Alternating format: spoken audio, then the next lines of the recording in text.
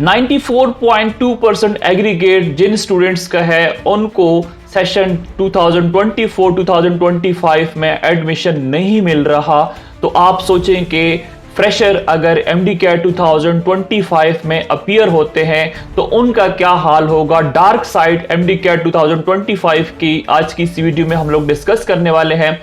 लेकिन अगर आप हमारे चैनल के ऊपर न्यू है तो हमारे चैनल को सब्सक्राइब कर लें। MD-CAT 2024 की तरह MD-CAT 2025 के जो भी latest news notifications past papers आएंगे तो उसको हम आपके साथ शेयर करेंगे। स्टूडेंट्स, इस दफा जो MD-CAT हुआ मुख्तलिफ यूनिवर्सिटीज का, तो उसमें से ओवरऑल अगर मैं सारे पाकिस्तान की बात करूं, स्पेशली खैबर मेडिकल यूनिवर्सिटी और Lahore UHS university of health sciences Lahore की जो मेरिट लिस्ट लग गई हैं, उनमें जो बच्चा 94.2% पे भी है तो उसके पास भी इस चीज की श्योरिटी नहीं है कि उसका एडमिशन इस दफा होने वाला है। तो आप खुद सोचें कि आप किस पोजीशन पे हैं। तो MD-CAT 2025 जब होगा तो उसमें एक रफ एस्टिमेट के मुताबिक जो स्टूडेंट्स 94% पे हैं और उनको इस दफा एडमिशन जो है ना MBBS में और ना ही BDS में मिल रहा है, तो उनकी तादाद अराउंड 500 to 600 कैंडिडेट्स हैं। तो 500 and 600 कैंडिडेट अगर ये वैलिडिटी रहती है MD-CAT की 3 इयर्स की, जो कि Pakistan medical and dental council के रूल के मुताबिक जो उनका कानून है कि MD-CAT जो है वो 3 साल तक वैलिड रहेगा, तो अगर इसकी वैलिडिटी रहती है तो 2025 तो क्या 2026 में भी ये इन कैंडिडेट के साथ आपका मुकाबला होगा। और इन कैंडिडेट का नो डाउट कि इन्होंने भी मेहनत की और मेहनत करके इनके इतने मार्क्स आए हैं।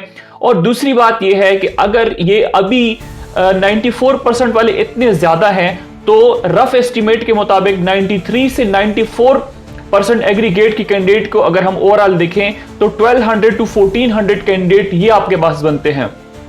तो जो 2025 का MD-CAT होगा उसमें जो ओवरऑल एग्रीगेट बनेगा वो बनेगा 94% से भी ज्यादा।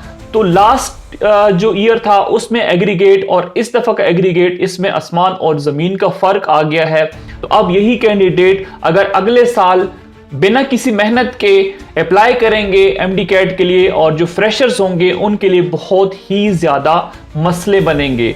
अब जिन स्टूडेंट का इस दफा 93% एग्रीगेट है तो उनके पास अपने FSC को इंप्रूव करने के भी चांसेस हैं, वो अपने FSC को भी इंप्रूव करेंगे तो ऑब्वियसली उनकी परसेंटेज और भी ज्यादा हो जाएगी। तो फ्रेशर्स के लिए बहुत ही चैलेंजिंग है MD-CAT 2025।